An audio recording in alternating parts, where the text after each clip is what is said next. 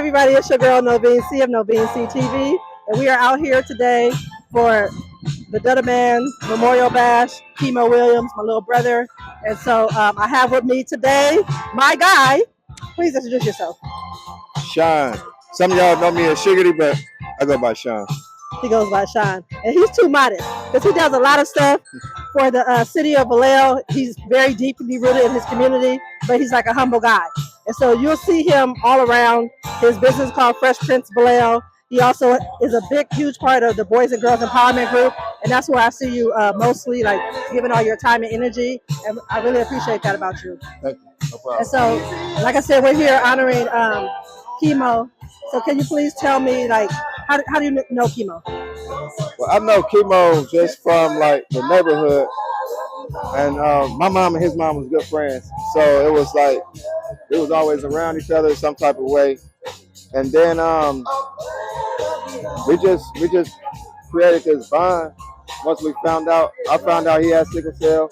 He found out I had sickle cell. We just created like a bond that was like unbreakable. Right. Yeah. Okay, so I'm glad you mentioned sickle cell because, like, so Kimo passed away from complications from sickle cell. He was like really, really close to my brother, so then that's why he became my little brother. And so, like, that's how I kind of know about sickle cell just from being around him and him having his crises and stuff. And so what does this mean for you to be here now celebrating him and then like trying to bring awareness to sickle cell? This means a lot.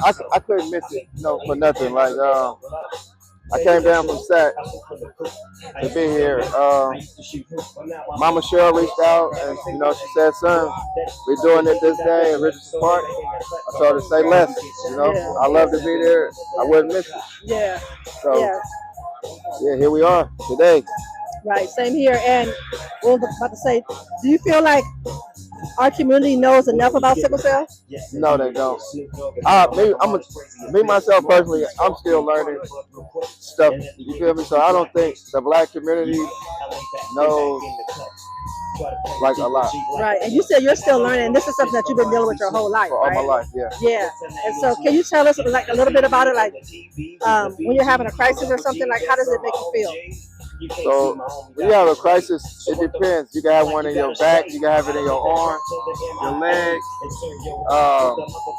shoulders, like anywhere your joints is or where blood's supposed to circulate to.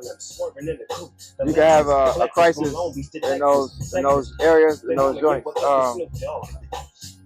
Something that helped me, like it's little like if I'm having a crisis in my arm.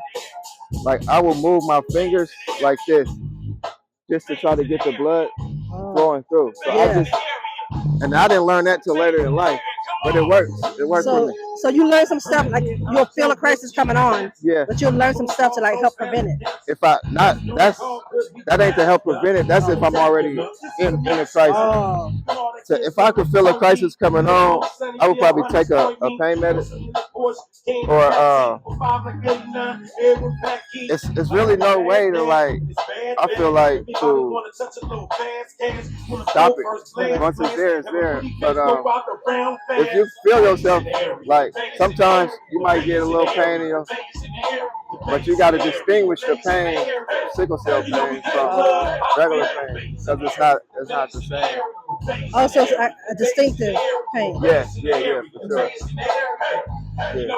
Okay, so my understanding of sickle cell anemia is, so our regular blood cells are like circular, right? Yeah. And then when you have sickle cell, some of the red blood cells are sickle shaped. Sickle shape. Right. And so does that also mean like there's not like a lot of oxygen in those blood cells? Yes, that also means that. And with them being sickle shaped, it's not flowing through. Right. So it clogs up or something like that, and then that's how you get the once the sickle shaped cells clog through the blood flow where the blood is flowing through, and that causes the pain because there's no blood is not flowing in that. So say for example, if well, I don't know if you know, but like for example, if it's stuck like that for a while, like could it cause you to lose circulation and then like maybe like lose a limb or something? I'm not sure. So that's a good question. I'm not sure about that. It's okay. You don't have to. I was trying to think of another way to answer that, but I'm not sure. Okay, Kimo just wanted to let us know that he's here. Yeah. He's with us. Presence is felt. Right. Look, the blow so okay. So and thank you for talking to me. Like I said, this is no problem. a lot for me. So this is gonna help me calm down.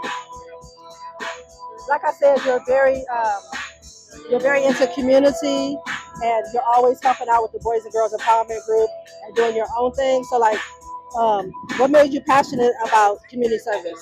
What made me passionate is, I'm going to say, it was a couple things, but the main one was I was dealing with some problems with my baby mother. She was keeping my daughter from me. So, at first, I didn't want to, in the beginning stages of dealing with that situation, I didn't want to go nowhere. I didn't want to come outside. I was getting invited to birthday parties. I didn't want to be around no kids. I didn't want to do none of that. So we did I think it was an Easter event or something he did. And I helped out with that. And then I turned around and did a backpack giveaway thing. And then he helped me with that. And then I went back. Right. Something was like, go back. You feel me? And when I went back, it was like, hey, like, shit. You belong there. I just love the kids. Yeah, I felt like it was home. I was home. You feel me? And like, I love the kids anyway. But like I said, I was going through some of my own where I couldn't see my kid, couldn't talk to her, nothing. So that really helped me a lot. And then, eventually my situation got better with my baby mama, and my daughter's in the program now. So. Oh, that's great. Yeah. That really makes you feel good because, like you went to them for like kind of like therapy to get over that situation. Then now she's involved as well. Yeah. That's great. Yeah. But like I said, I always see you doing things for the Boys and Girls Empowerment Group. And remember, before I told you, I'm like, you're promoting Boys and Girls Empowerment Group. You want to promote your own business. Because tell me what you do with Fresh Prints Vallejo, because you do so much. Fresh Prints Vallejo, we do everything from t-shirts, hoodies, business cards, flyers, banners, canopies, table covers, obituaries, postcards, calendars, anything that needs to be printed. 9 times out of 10, I can print it. Okay, that's dope. See, I didn't know that. Especially, I didn't know that you printed obituaries as well. Okay, we gotta talk. I make obituaries. Okay.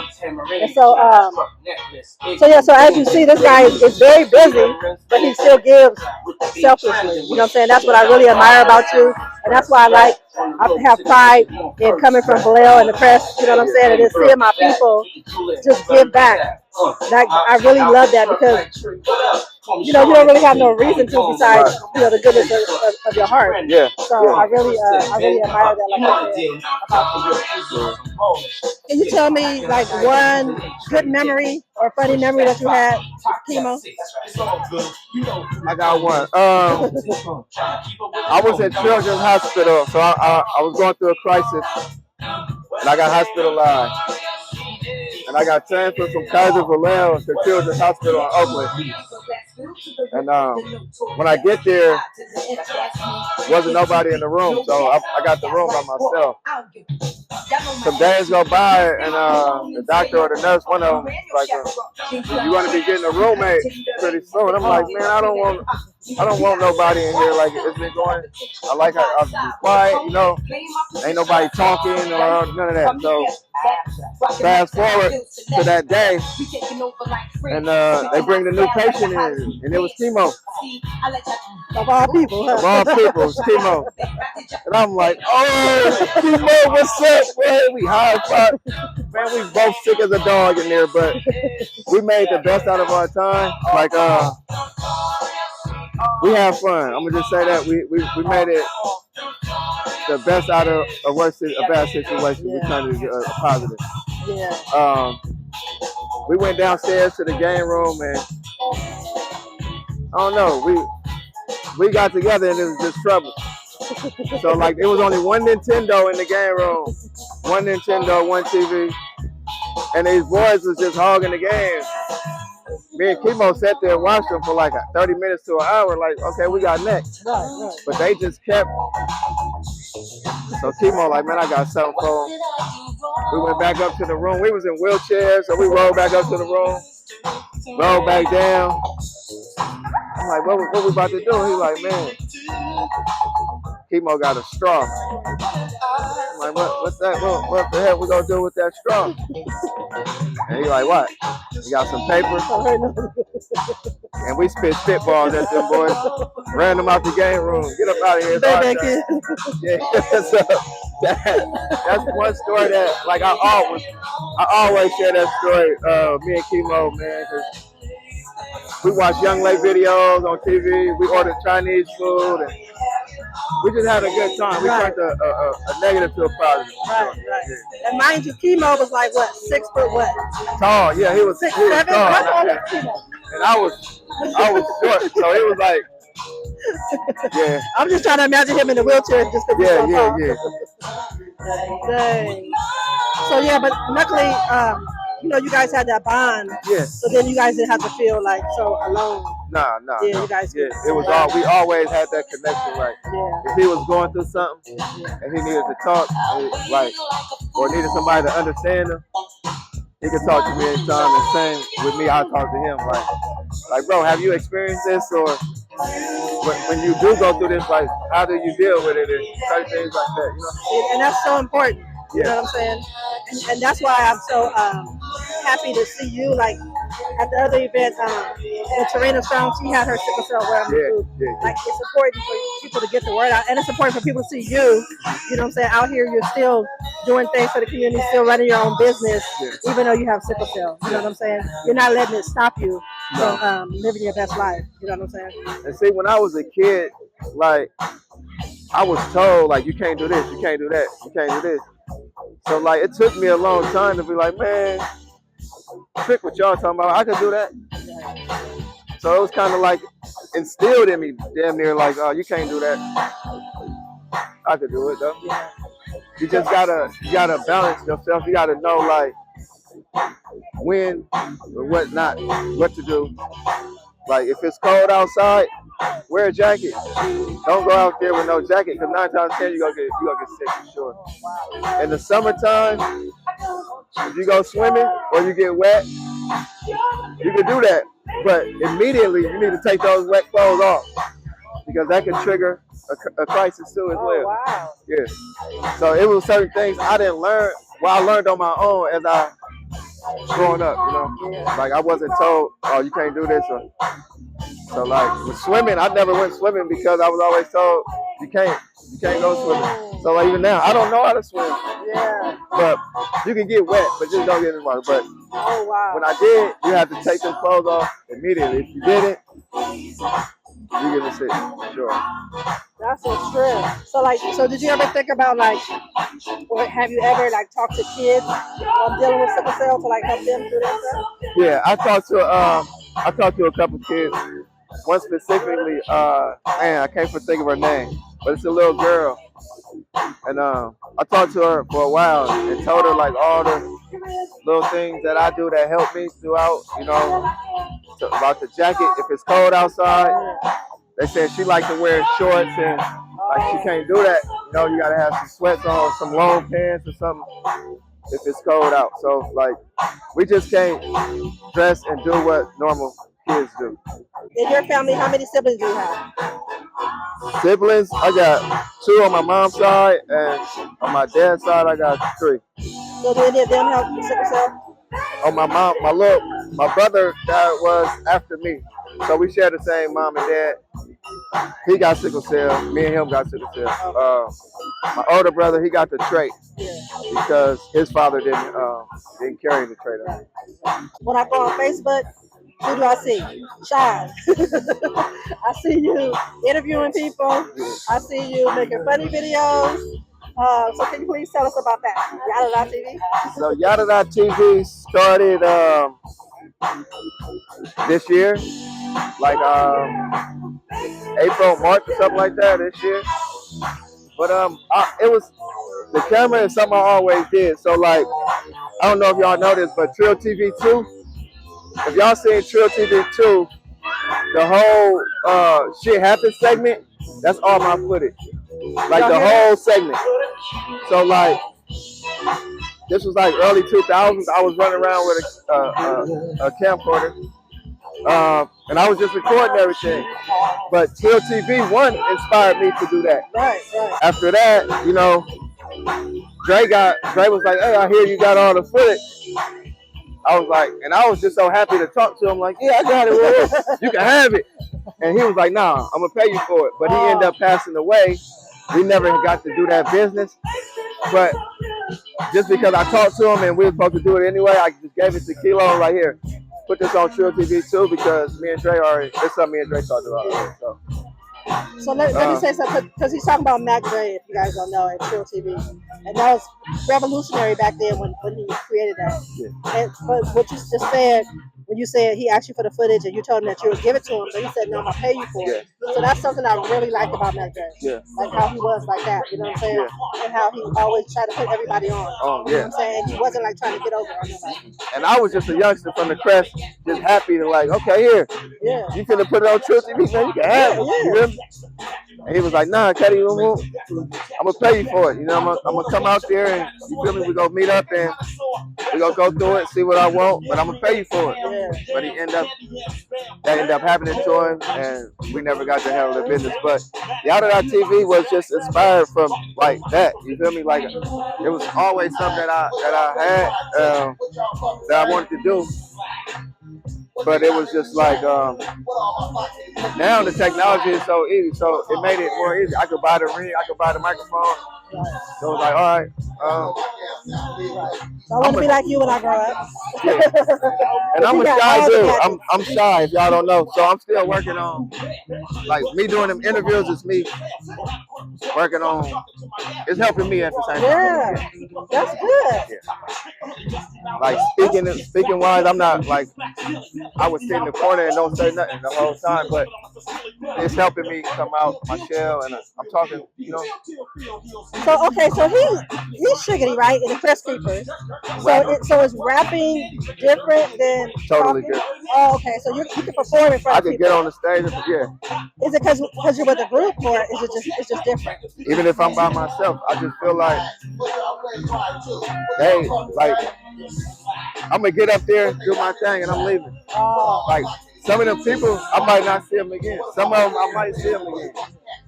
But I don't. It's just like that. I don't know. But when I first started doing music, that was a problem too, as well. Like stage fright. Okay. Yeah. But I'm so glad that you're getting out of your shell. You know what I'm saying? And you're pushing yourself, right?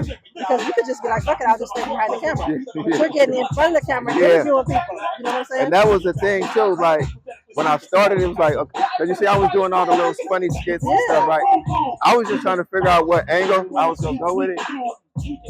But I always wanted to do a podcast, type sit down with this whole setting, right? But I started with the little funny skits and stuff, and then I was like, you know what? Let's get in front of the camera. I'm gonna try getting in front of the camera. So I tried it, and my first couple videos, they went like crazy. I'm like, oh, they like this. So I'm like, okay, that's hella good. I'll stay in front of the camera then. Yeah, and I'm tripping because you said you just started. You started this in this year. April. Easter, yeah. Yeah, because you was here. Oh, really? You was here. Yeah, I was here too. Easter, that's when you started? I started that day. Wow. Okay. Yeah. I was saying that because I saw like how much you've grown your followers and stuff. Yeah. So that's dope. Yeah. That's some more inspiration too. You know what I'm saying? Yeah. So okay, Shawn. Yeah. And so So we kind of, well, I'm much older than you, but you But know, you knew me since I was like, yeah. right? Our families know each other and stuff, and we grew up in the same neighborhood and stuff, and like my mom and aunt know like his mom, stuff like that. So Jill Lane Street. right, exactly. And Jill Lane. so that's what I always say that I like about Vallejo, like how we're like generations of friends. You know what I'm saying? And for me, that means a lot. You know what I'm saying? Because it's, I don't know, it's more personal, I guess, or whatever. And so yeah, so I appreciate you taking the time to talk to me today. No problem. And, thank you for having me. yes, and please tell everybody where to follow you. Y'all can follow me on Yadada.tv on Instagram. How you spell Yadada? YADADA period TV. On Facebook, it's my real name, Shawn Wilson, SHAWN Wilson. TikTok, I'm on TikTok, Yada.tv, all one word. Yeah, so I got more pages, but you'll find him. You will see him. Yeah. You will see his face because he every time I open social media, I see him. So you guys are gonna see him too. And please support. You know, we gotta support each other. That's important. Yeah. So thank you very much for taking this time to talk to me. No I appreciate you. Thank you. And so yeah. Thank you guys for listening. I'm wishing you peace, love, and light. Bye. Thank you. No problem. Okay, thank you. That really helped me. That really helped me.